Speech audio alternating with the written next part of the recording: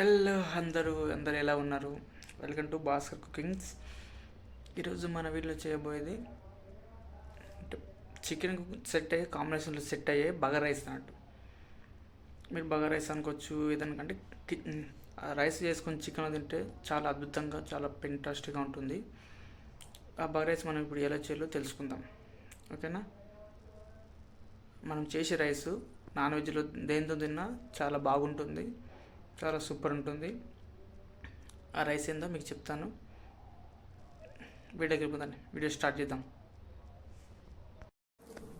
ముందుగా మనం ఒక కుక్కర్ తీసుకొని కుక్కర్లో 1 గ్లాస్ రైస్ వేసుకుందాం.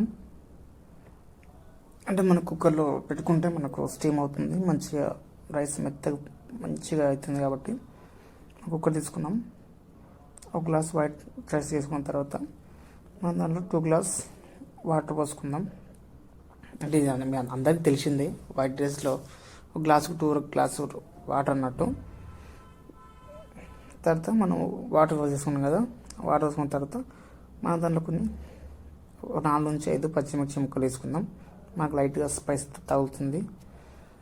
అలాగే పచ్చిమిర్చి ముక్కలు వేసుకున్నాం కదా, పచ్చిమిర్చి ముక్కలు వేసుకున్న తర్వాత మనం కొంచెం ధనియాల పౌడరు, మరి అలాగే ధనియాల వేసుకున్న తర్వాత కరివేపాకు వేసుకుందామండి. కొంచెం కరివేపాకు వేసుకుంటే కూడా మనకు మంచి ఫ్లేవరు, మంచి స్మెల్ వస్తుంది రైస్. కరివేపాకు వేసుకున్న తర్వాత కొంచెం కొత్తిమీర చిన్న చిన్న ముక్కలు కట్ చేసి కడుక్కొని వేసుకోవాలి. కొత్తిమీర వేసుకున్న తర్వాత కొంచెం ఆయిల్ పోసుకుందామండి. మనం కొంచెం లైట్గా ఆయిల్ పోసుకుంటే మనకు రైస్ అతుక్కోకుండా మంచిగా స్మూత్గా వస్తుంది ఆయిల్ వేసుకోవడం ద్వారా. తర్వాత మనము కొంచెం గరం మసాలా, ఇది గరం మసాలా అంటే మనకు కొంచెం రైస్ ఘాట్ వస్తుంది చికెన్లో కానీ మటన్లో కానీ తింటే. అలాగే కొన్ని మనం ఆనియన్ ముక్కలు వేసుకుందామండి.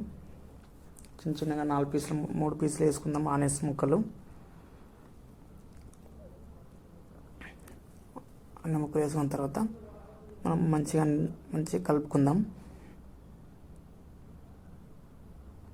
ఇలా మంచిగా అన్నీ వేసుకున్న తర్వాత మంచిగా మిక్సీ వేసుకుందామండి. మంచిగా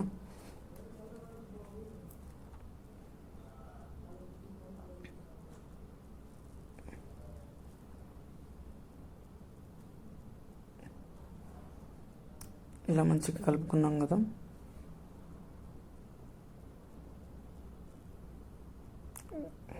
కలుపుకున్న తర్వాత మనకి ఈ విధంగా వస్తుంది మంచిగా. మొత్తం దానిలో పౌడర్ మొత్తం కలర్ వచ్చేసి మనకి ఈ విధంగా కనిపిస్తుంది.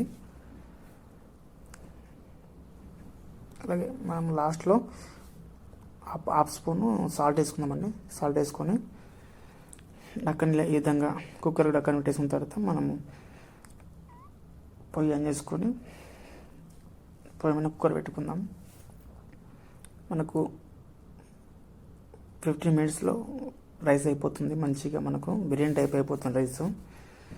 ఇలా మంట కొంచెం ఈ విధంగా పెద్దగా పెట్టుకున్న తర్వాత మనం 5 నిమిషాలు ఉంచుకోవాలి అలా పెద్ద మంట మీద రైస్ని.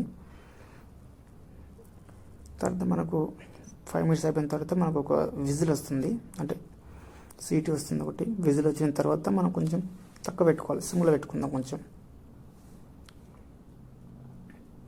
సిమ్లో పెట్టుకున్న తర్వాత మనకు 5 మినిట్స్ అయిపోయింది కదా, మనకు తర్వాత ఇంకో విజిల్ వస్తుంది. ఆ విజిల్ వచ్చిన మనకు ఏం కాదు.